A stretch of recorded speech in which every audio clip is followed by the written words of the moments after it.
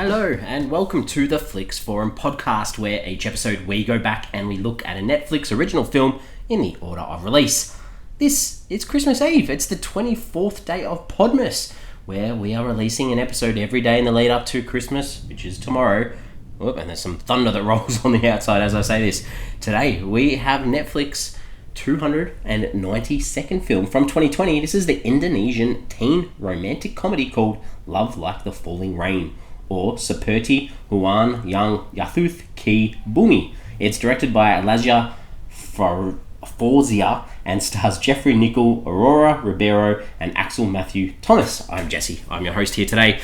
An international feature film. We've covered off an awful lot of these throughout our journey through Podmas. Another Indonesian film, which is very exciting to see. What's this one going to be like? We will find out very shortly, but I must warn you, I'm going to spoil this film as we go. So if you're keen on checking this one out, give us a pause and come back a little bit later on.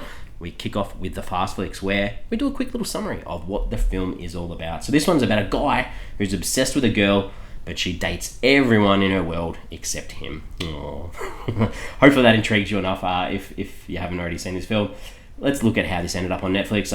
Nothing much at all. All I can find out about this film is that it's based on a book of the same name by a guy called Boy Chandra.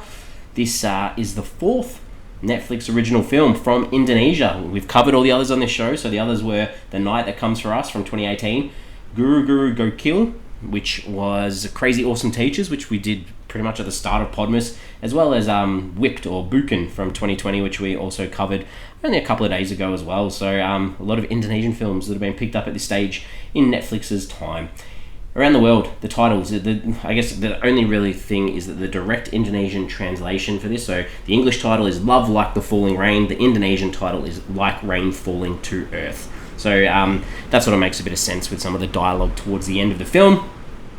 In America, it had the short title of LLTFR, which was a little bit of an interesting thing, I guess. This was released on Netflix on the 15th of October 2020. Worldwide, filmed in and around Jakarta in Indonesia.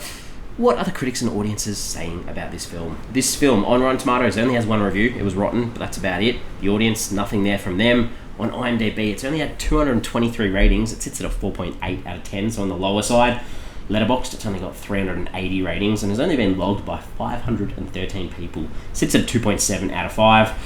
Not many people have seen this film, obviously, or not many people outside of Indonesia. I'm not sure whether, people, obviously the numbers here in the English-speaking language with our social medias and things like that, not much at all. So, what are my early thoughts heading into this film? This film has a lot of good-looking people, but good-looking people do not make a good film. This is bad. This is so bad. This is awkward bad. This is lame, and it's glossy, like a photo glossy. This is like a teenager's wet dream. This is a bad movie, unfortunately. So if you want to hear me rant for a bit, hang around. If not, come back tomorrow for Christmas Day, where hopefully we'll have more fun. We're going to talk about the characters in this film. Kevin is our main guy. He's the poor guy who narrates his film pretty much because he's obsessed with his neighbour. Her name's Nara. The first person that he fell in love with. She's made him understand love. He is just head over heels for her, but she doesn't realise this. And no matter what he does, he doesn't stand out to her. So he's just sad and depressed because Nara, like I said, she sort of sees him more as a best friend. Loves telling him all about all the people that she dates and all the relationships she has. And he's always a shoulder for her to cry on. Nara as a character, she likes to dance and eat ice cream and is obviously oblivious to anything Kevin says or does. She's also very self-centered in everything else as well. There's nothing really that revolves outside her world and her feelings for whoever her latest love interest is in this film. So both pretty ordinary characters, to be honest. The other two characters that we sort of see in this film, we've got Juned, Ned for short. He's like this rebellious guy. He's a rock climber. He seems like a bit of not a nice guy to most people. He rides a motorbike, so he's pretty cool. He's been beat up about love in his past. But he slowly lets Nara in, which really upsets Kevin, obviously, as well. He's angry. He's moody. He's like a depressed teen. And there's not much else to say about him. And then the other character is Tiara, who has a working relationship with Kevin. She sort of likes Kevin, I think, as well. And they have this common interest in they do environmental work and saving trees and things like that. Nara wants Tiara and Kevin to get together, and she pushes that really hard. And, yes, Tiara's a little bit keen on Kevin, but he's nothing but rude and and horrible to Tiara, really. Like, even with this group project that they're doing, Tiara's taking the lead. She does all the hard work. She gets the sponsor for them, and he literally ignores her. So, but that's because he's so love obsessed with Nara, which is a bit sad to see. The director, Lasja Fauzia, 12 directing credits, all in Indonesian. Not much else to say. Let's talk about the scenes. What are some scenes I liked? What didn't I like? It's not very often that I say it, but there's nothing in this film that I can actually highlight as being any good. So it's rant time. This is me talking about all the things in this film that were no good. Forgettable scenes. So Kevin started the film riding his bike, and he goes towards Ned, who we see him, highlighting these are rock climbing. He's climbing this rock, and then Kevin sort of sees Nara, gets distracted, crashes his bike, makes it out as if he thought Kevin was going to fall off the rock climbing thing or something. The camera angles make it look like that he's 10 meters away from him. There was no chance of him hitting anyone or any need to crash. That was just so poor. Kevin questions, these are just some lines from Kevin that he talks about, but he questions if God sent him to be Nara's best friend. Ugh, horrible. Ice cream. I mentioned before, Nara likes ice cream. Her and Kevin go to this ice cream parlor a lot. And just in the setup of this ice cream shop, there's all these inspirational quotes on the wall, like happiness starts from here. Oh, gross. Kevin, he tells Nara that he doesn't need love as he has her. That's how devoted he is to her. And then this piano music kicks in and they get really close, and then she walks off and she makes some comment as if oh, I thought you liked me. I'm confused because this whole film she acts as if she's got no friggin' idea that he likes her. So to me, that one line from her was completely random and weird in the film. Ned, I mentioned, he's moody. So moody. There's one stage he gets home, his mum's worried about him, his sister is, he storms off, slams his bedroom door. The sister goes in after him to sort of talk to him. And then he takes his shirt off and getting ready for a shower as if it's a sexy scene. That is his sister in the room. Oh. Nara, I mentioned she's a dancer. She has this dance show. The music's so bad. Ned, there's a moment where he stops outside Nara's dance school. And she sort of talks to him and he's like, oh, I'm just waiting here till the rain stops. And then the rain stops, so he goes, oh, it stopped, I'm leaving. Horrible. Kevin's line, another one of his lines, if only she knew how it feels to be told to love someone when you love her. Oh, poor guy, just made me laugh. Ned and Nara, they're in this coffee shop together. The dialogue is so poor, but the actual technical recording of the audio, the dialogue, is even worse. You could tell how poorly this scene was done. Just technical-wise, that was horrible. Kevin and Nara together at the ice cream shop. They always go to this ice cream shop. She drops her ice cream at one stage, and it's so poorly edited that we get this shot of her falling, and then it cuts to the ice cream on the floor, just so the ice cream could be perfectly positioned in its falling position. That was bad. Nara, she's off on a day trip with Ned. She's taking her to his favourite places. And I get these sad moments of Kevin riding to her house to pick her up, and she's not there. And then we get the sad music, and then we see him at the ice cream shop where he usually goes with Nara, and he's sitting with Tiara, and the waiter comes over and goes, oh, where's your girlfriend? Just oh man, we already get this. The idea that because Kevin and Tiara support the environment, when they get a drink at a restaurant, they say no to straws. Getting a straw is bad to the environment. We get that. We don't need that in the dialogue. Ned in the forest with Nara. This is just a random scene. It's heading towards the end of the film. It's cool, we're going to need to wrap this up. So they put Ned and Nara in the forest. She finds this bird's nest, which is random enough as it is. But then he sort of has this deep thing where he questions if she loves him. And she's like, yeah, of course I do. And then he's like, I'm going to go rock climbing. So random and laughable. And that sets up the final part of the film, which is Ned's demise, which was so predictable and ridiculous. We have Nara just dancing at the waterside. So she starts doing this interpretive dancing and Ned's doing rock climbing. He's going to die. She does all this dancing and then he falls off the rock cliff and it's all dramatic and her dancing is meant to go with the impact of him dying and falling off this cliff. I had to stop it and I watched it in slow motion. I watched this scene just of him so many times to get the value out of it, of this it was literally a dummy that they threw off the cliff to make it look like Ned had fallen off the cliff. It looked like one of those crash dummies from the car accidents. I watched it in slow-mo so many times. Maybe this should have been one of my favourite scenes because watching the ridiculousness of it made me laugh. Nara, she grieves over Ned's death and she goes on about, what did I do wrong? Why does everyone leave me? Jesus, come on, this is not about you. This is about a guy that's passed away. This isn't about you. Stop being so self-centered. And then Nara finally, Kevin helps nurse her back to, he feeds her and stuff to make sure that, she's resting and getting over this trauma of losing her boyfriend.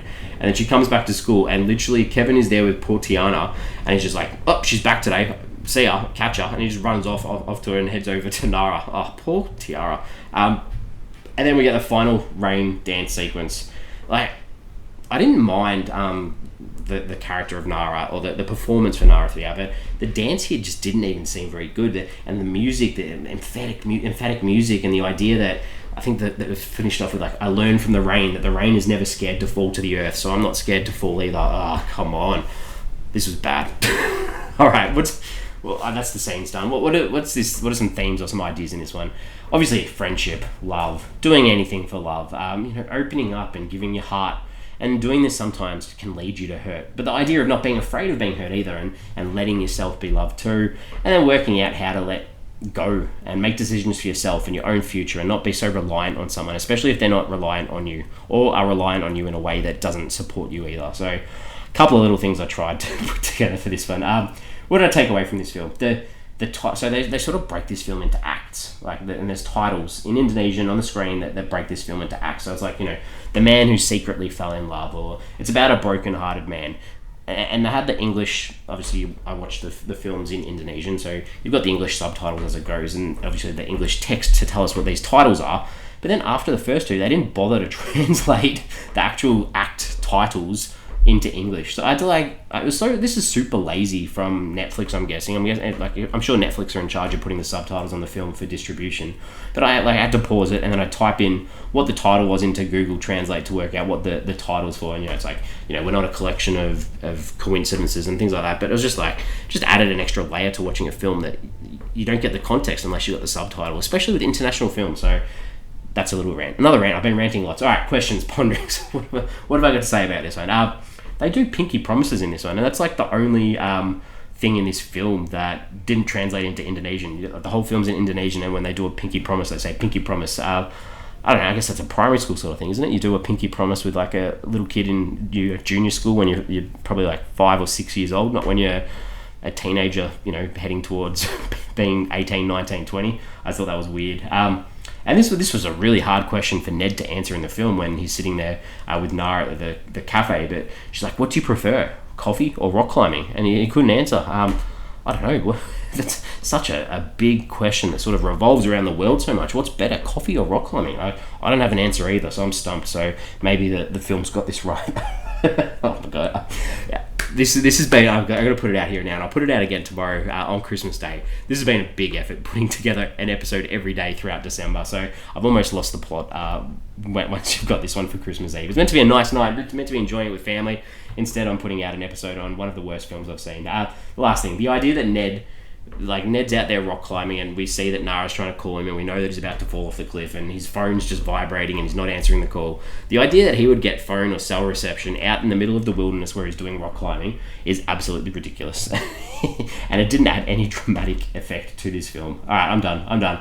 We give the film a rating out of 5. For me, what am I going to say for this? This is bad. I can't recommend anything in it. I can't recommend the film unless you just want to watch good-looking people for a bit over an hour. The positive of this film, I guess, is that the cast are all good-looking. Both the guys and the girls, all good-looking guys and girls. There are so much better types of these films to watch. I'm giving this a 1 out of 5. 1 out of 5 for me. We're on socials. We've got Instagram, Facebook, and X, formerly known as Twitter. Question for today. Based on them going to ice cream parlors all the time, what is your favourite ice cream flavour? Tricky. Ice cream's great. It depends on the weather, I think, depending on what sort of ice cream you like. I love like a good Jaffa or choc orange sort of flavour. That's always a nice flavour. Choc mint's good too. Hokey pokey, good New Zealand flavour. That's good too. But what's your favourite ice cream flavour? Let me know. Tomorrow, it's Christmas. We've got one more to go. That's it. Then December is over. Our Podmas for 2023 is finished. We're finishing off on a high because I have seen this film. When it came out, I'm excited to rewatch this and watch it again. This is from 2020. This is a historical legal drama called The Trial of the Chicago 7. This one's directed by Aaron Sorkin. Huge cast. It stars Yahya Abdul-Mateen II, Sacha Baron Cohen, Daniel Flaherty, Joseph Gordon-Levitt, Michael Keaton, Frank Langella, John Carroll Lynch, Eddie Redmayne, Noah Robbins, Mark Rylance, Alex Sharp, and Jeremy Strong. Together. One more time. One more day. We can do it. Come join me tomorrow, Christmas Day. I hope Santa comes tonight. Hope you're treated with lots of good gifts. Don't forget to leave some healthy food out for the reindeers as well. And I will see you tomorrow.